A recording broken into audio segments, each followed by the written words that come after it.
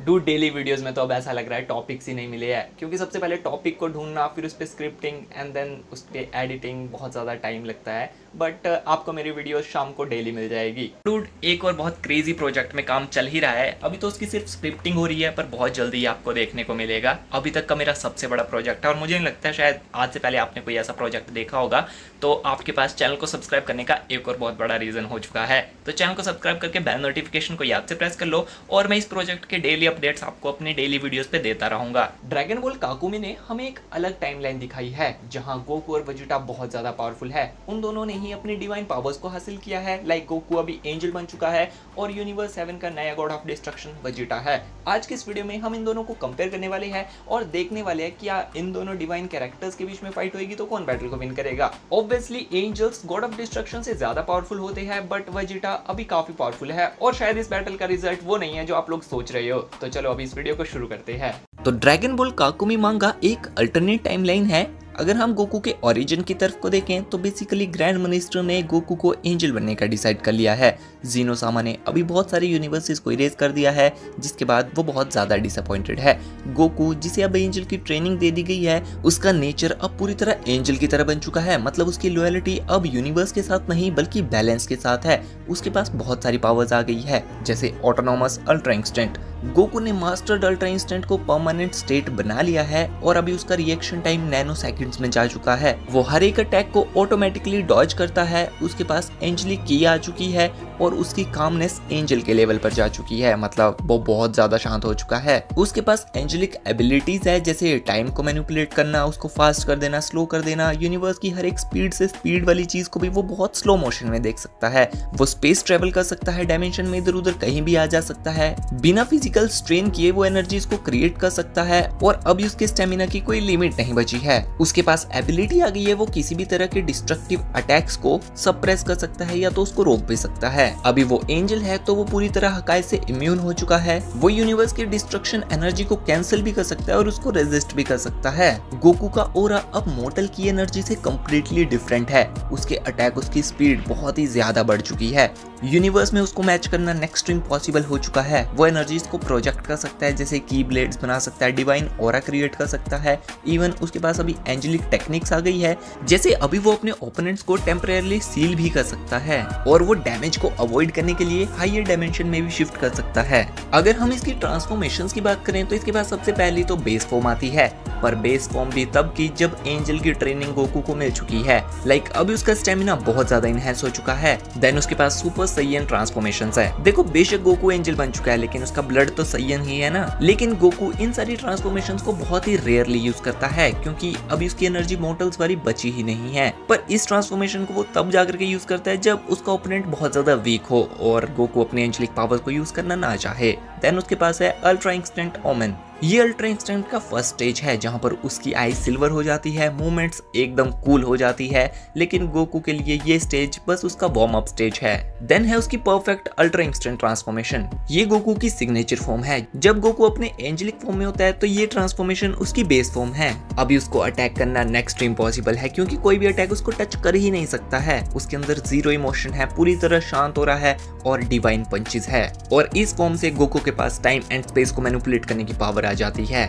Then उसके पास है सबसे powerful form angelic bond Goku, जिसमें गोकू अपनी सारी ही एंजेलिक पावर्स को पूरी तरह अनलॉक कर लेता है। अभी वो रियलिटी को मैनिपुलेट कर सकता है, लाइक अपने हिसाब से रियलिटी को रीराइट कर सकता है, किसी भी तरह के डिस्ट्रक्टिव अटैक को नैलिफाई कर सकता है। वो चाहे तो अपने सोचने भर से यूनिवर्सेस को डिस्ट्रॉय भी कर सकता है। पर गोकू अभी किसी को मार नहीं सकता है, क्योंकि ऑब्वियसली वो एक एंजल बन चुका है, तो उसको हर चीज में न्यूट्रल रहना पड़ेगा और कुछ एंजेलिक रूल्स को फॉलो भी करना पड़ेगा। पर ये फॉर्म में गोकू सबसे पावरफुल एंजल बन चुका है। अभी बात करते हैं इसके ओपोनेंट वेजिटा की। तो जब यूनिवर्स 7 में एक नए गॉड ऑफ डिस्ट्रक्शन की जरूरत थी, क्योंकि बीरस भी अभी रिटायर हो चुका था, पर वेजिटा ने डिस्ट्रक्टिव ट्रेनिंग कर रखी थी, तो वेजिटा को ये पोजीशन मिलती है। हकाई की ट्रेनिंग वो बहुत पहले से बीरस के साथ ही करना स्टार्ट कर चुका था, पर अभी तो उसने इसको पूरी तरह मास्टर कर लिया है। उसकी पावर्स बहुत बढ़ चुकी है। लाइक उसके पास अल्ट्रा ईगो फॉर्म आ चुकी है। ये उसकी बेस फॉर्म है, लेकिन इसमें वो एक गॉड ऑफ डिस्ट्रक्शन की लेवल के पावर्स होल्ड करता है। लाइक अभी उसका फाइटिंग स्टाइल भी एक गॉड ऑफ डिस्ट्रक्शन जैसा ही हो चुका है, जहां उसके पास डिस्ट्रक्टिव हकाई आ चुकी है। वो जितना ज्यादा अपने ऊपर डैमेजेस लेगा उसकी पावर्स उतनी ही ज्यादा इंक्रीज करती जाएगी। देन उसके पास हकाई एनर्जी है जिसको उसने पूरी तरह मास्टर कर लिया है। अभी देखो वो गॉड ऑफ डिस्ट्रक्शन बन चुका है और उसके हकाई ब्लास्ट अब प्लैनेटरी लेवल डिस्ट्रक्शन कर सकते हैं। उसके सामने किसी भी तरह की वीक एनर्जी होगी तो वो उसको पूरी तरह से नलीफाई भी कर सकता है। देन उसके पास गॉड ऑफ डिस्ट्रक्शन की आ चुकी है। ये की रेगुलर की से पूरी तरह अलग है। यहाँ उसका ऑरा बहुत ही ज्यादा डिस्ट्रक्टिव है और ये चीज उसकी रॉ फिजिकल स्ट्रेंथ को काफी ज्यादा बढ़ा देती है। उसकी सिग्नेचर मूव है हकाई, जो कि किसी भी तरह की चीज को रियलिटी से इरेज कर सकती है। देन एटॉमिक फ्लैश हकाई, जो कि एक हकाई बीम की तरह काम करती है और ये किसी भी चीज को टच करने पे उसको इरेज कर सकती है। देन उसके पास गॉड ब्रेकर पंचेस है, जिसमें उसके फिजिकल पंचेस हकाई पावर के साथ मिक्स हो जाते हैं और उसकी पंचेस से भी हकाई एनर्जी निकल रही होती है। देन उसके पास फाइनल हकाई फ्लैश है, जो कि फ्यूजन है फाइनल फ्लैश प्लस हकाई का। अब वेजिटा पूरी तरह गॉड ऑफ डिस्ट्रक्शन बन चुका है तो उसके अंदर के इमोशंस खत्म हो चुके हैं। लाइक उसके अंदर सिर्फ एक डिवाइन ऑरा है और उसके डिसीजंस यही होते हैं कि किस यूनिवर्स को इरेज करना है, किसको डिस्ट्रॉय करना है। अब उसका एंगर उसका वेपन बन चुका है।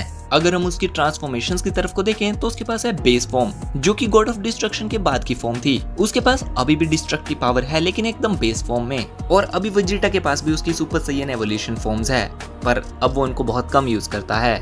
एंड देन उसके पास उसकी अल्ट्रा ईगो बेस फॉर्म है, जहां से उसकी डिस्ट्रक्टिवनेस स्टार्ट हो जाती है। अब वेजिटा जितने ज्यादा अपने ऊपर अटैक लेना स्टार्ट करता है उसकी पावर्स बढ़ती ही जाती है। अब वेजिटा फ्रीली डिस्ट्रक्टिव एनर्जी को यूज कर सकता है। देन उसकी फाइनल ट्रांसफॉर्मेशन है fully God of destruction mode. अब उसकी बॉडी पूरी तरह एक हकाई एनर्जी बन चुकी है। लाइक उसकी स्पीड, स्ट्रेंथ, रिफ्लेक्सेस हर चीज बहुत नेक्स्ट लेवल हो चुकी है। उसकी एनर्जी ब्लास्ट अब यूनिवर्सेस को शेक कर रहे हैं। उसकी हकाई किसी भी तरह की चीज को रियलिटी से इरेज करने की पावर रखती है। इन दोनों की बैटल स्टार्ट होती है, पर दोनों अभी अपने बेस फॉर्म में हैं। गोकू और वेजिटा दोनों अपने बेस फॉर्म में लड़ना स्टार्ट करते हैं। कोई फ्लैशी अटैक्स नहीं है, कोई डिवाइन ऑरा नहीं है, बस रॉ पंचेस और स्पीड है। लेकिन दोनों की ही बेस फॉर्म में उनकी पावर्स जीनो के रॉयल गार्ड से भी ज्यादा जा चुकी है। एंजल गोकू के बेस में डिवाइन स्टिलनेस है, हर एक पंचेस काफी कंट्रोल्ड वेलोसिटी के साथ गोकू मार रहा है। दूसरी तरफ वेजिटा के बेस में ही हमें डिस्ट्रक्टिव ऑरा फील हो रहा है। वो अपने पावर्स को कंप्रेस कर रहा है, अपने फिजिकल पावर को भी वो काफी सोच समझ के यूज कर रहा है। पर दोनों के पास एडवांटेजेस है। गोकू के पास एंजेलिक पावर्स है, जिससे उसका स्टेमिना कभी खत्म ही नहीं होगा, और दूसरी तरफ वेजिटा के पास रो पावर है। देखो, बेस फॉर्म का कोई कंक्लूजन नहीं है, क्योंकि ये दोनों एक दूसरे के अटैक्स को काफी अच्छे से डॉज कर रहे हैं, एक दूसरे पे पंचेस मार रहे हैं, पर दोनों ही धीरे धीरे अपनी पावर्स को बढ़ाते जा रहे हैं और ट्रांसफॉर्म हो जाते हैं अल्ट्रा इंस्टेंट और अल्ट्रा ईगो में। वेजिटा बहुत जोर से चिल्लाता है, उसकी बॉडी के आसपास एक पर्पल लाइटनिंग देखने को मिलती है। वेजिटा अल्ट्रा ईगो को एक्टिव करता है। दूसरी तरफ गोकू साइलेंटली ब्रीथ करता है और उसकी आंखें अब सिल्वर ग्लो कर रही थी, यानी वो अपने अल्ट्रा इंस्टेंट परफेक्ट में जा चुका था। ये वो मोमेंट है जब डिवाइन कामनेस और डिवाइन रेज आपस में टकराने वाले थे। गोकू की बॉडी वेव्स की तरफ फ्लो कर रही थी, हर एक अटैक को वो बहुत इजीली डॉज कर रहा था बिना सोचे। दूसरी तरफ वेजिटा डैमेजेस ले रहा था, वो जितना ज्यादा डैमेज ले रहा था उसकी पावर्स उतनी ही ज्यादा इंक्रीज कर रही थी। उसके हर एक पंच में हकाई पावर फील हो रही थी। वेजिटा एक हकाई गॉड ब्रेकर पंच गोकू के ऊपर दे मारता है, लेकिन गोकू खुद को संभालता है और अब वेजिटा जितने भी गोकू के ऊपर पंचेस मार रहा था उनको गोकू बहुत आराम से डॉज करने लग जाता है। देन वो ट्रांसफॉर्म हो जाते हैं अपने फाइनल फॉर्म में, जहां गोकू अपनी एंजेलिक एनर्जी को अनलॉक करता है। उसका ऑरा काफी ज्यादा डिवाइन हो चुका था, अब उसके पांव ग्राउंड को टच भी नहीं कर रहे थे, वो लेविटेट करना स्टार्ट कर देता है। दूसरी तरफ वेजिटा भी अपने गॉड मोड को अनलॉक करता है और अब उसके आसपास ब्लैक पर्पल डिस्ट्रक्टिव फ्लेम्स देखने को मिलती है। अब दोनों अपने प्योर डिवाइन अवतार में जा चुके थे। गोकू की एनर्जी एक हायर डायमेंशनल में फील हो रही थी, वहीं वेजिटा की प्रेजेंस से ही स्पेस में वाइब्रेशन हो रही थी। अभी वेजिटा गोकू को बिल्कुल भी टच नहीं कर पा रहा था। वेजिटा की सबसे पावरफुल फॉर्म को भी गोकू आराम से डॉज कर रहा था। इवन जब वेजिटा गोकू की तरफ को पंच मार रहा था तो वो उसको स्लो मोशन में देख पा रहा था। लाइक अभी वो टाइम को मैनिपुलेट कर रहा था। वो वेजिटा के ऊपर डिवाइन सील का यूज करता है, जिससे वो टेम्पररी वेजिटा की एनर्जी को लॉक करने का ट्राई करता है। गोकू अपने अटैक्स वेजिटा के ऊपर मार रहा था। ये ऐसे साइलेंट ब्लास्ट थे जो कि ओपोनेंट की इंटरनल की फ्लो को रोक रहे थे। वहीं वेजिटा अपने हकाई स्फीयर का यूज कर रहा था, एक ऐसा ओब जो कि कांटेक्ट में आते ही चीजों को इरेज करना स्टार्ट कर रहा था, लेकिन गोकू इसको भी डॉज कर लेता है। वेजिटा देन फाइनल हकाई फ्लैश का यूज करता है, एक ऐसी बीम जो कि मल्टीपल रियलिटीज को इरेज कर सकती थी। पर गोकू अपने डायमेंशन मैनिपुलेशन पावर का यूज करके इन सारे अटैक से भी खुद को बचा लेता है। ये battle clearly technique versus brute power पे हो रही थी। गोकू काफी स्ट्रेटेजिकली वेजिटा के अटैक से खुद को बचा रहा था और time space and dimension manipulation powers का यूज कर रहा था, लेकिन दूसरी तरफ वेजिटा अपने ऊपर आ रहे सभी डैमेजेस को फ्यूल की तरह यूज कर रहा था।